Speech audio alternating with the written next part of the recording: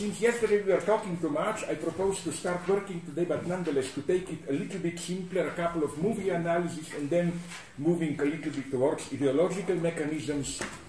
So it's a kind of passage towards serious stuff. Okay, to give you an elementary idea of how I see that ideology functions in cinema, especially in Hollywood, I want to take an example which I don't think I already used it. Namely, what I want to draw your attention to is, and I've already written about it, is this most elementary mechanism of the basic Hollywood formula usually referred to as the production of the couple.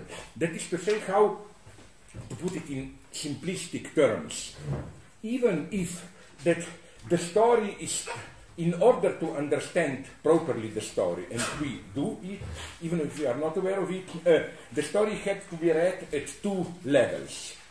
At one level, it's the official story, usually about some big, it can be World War II, global catastrophe, asteroid hitting the Earth, and so on. But if you look at it closely, and I think this is the Hollywood, what, if I may use the Lacanian term, plus de jouir, surplus enjoyment, it's that you can also always read the story as a story about either creating a couple, incestuous problem, or whatever, so that then you can also interpret the big catastrophe as a kind of a metaphor or a clue or related to the love couple. And okay, maybe you know then, so I will just briefly resume then. This is I've already repeated it so many times, I'm embarrassed, hope all of you already don't know it. This is my reading of, and here I'm really sorry that I don't have the clips, but these are such stupid movies. Titanic, you saw the last one, I hope, with, and so on. Although I must say that, did you see, I didn't, but I will write about it, definitely, this Revolutionary Road.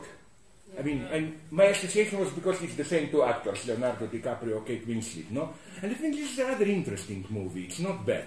Her decision to do the abortion, the suicidal decision at the end, this is as close as you can get to, in Lacanian terms, an act. Authentic, ethical act. Okay, but let's go to Titanic. Officially, it's the catastrophe, the ship hitting the iceberg and so on, but the first thing that should make you suspicious, if you remember Titanic, the movie, is when exactly does the ship Titanic hit the iceberg. Do you remember when? It's precisely after the couple makes love. You know, they, down there, beneath the deck, in a car, I think, they make love, then they go up, boom.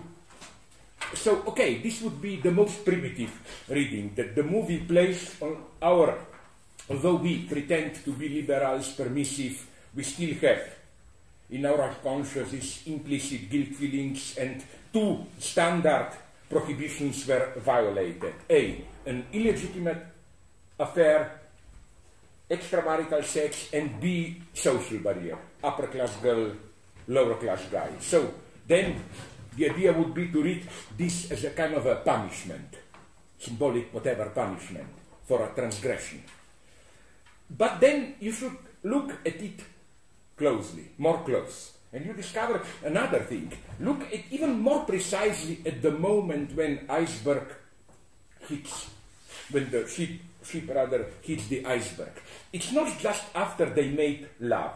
It's they go up onto the deck, and she, Kate Winslet, tells him, listen, I've decided, now I'm sick of my corrupted rich life, I will simply, tomorrow morning when we arrive to New York, I will drop my family, I will live with you, even if we were poor, we would be poor, even if we will be poor, we will blah blah blah, all that stuff, like triumph of authentic love, even if poor, we will live together happily. At that point, exactly, it happens. This is already a more cynical, but I think more adequate reading. It's kind of a very romantic reading that really the catastrophe occurs to prevent the true catastrophe.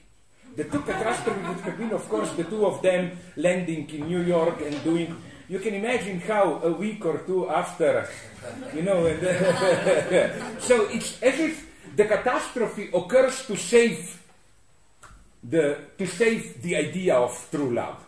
And catastrophes often should be read in this way as blessings in disguise. It may be a trauma.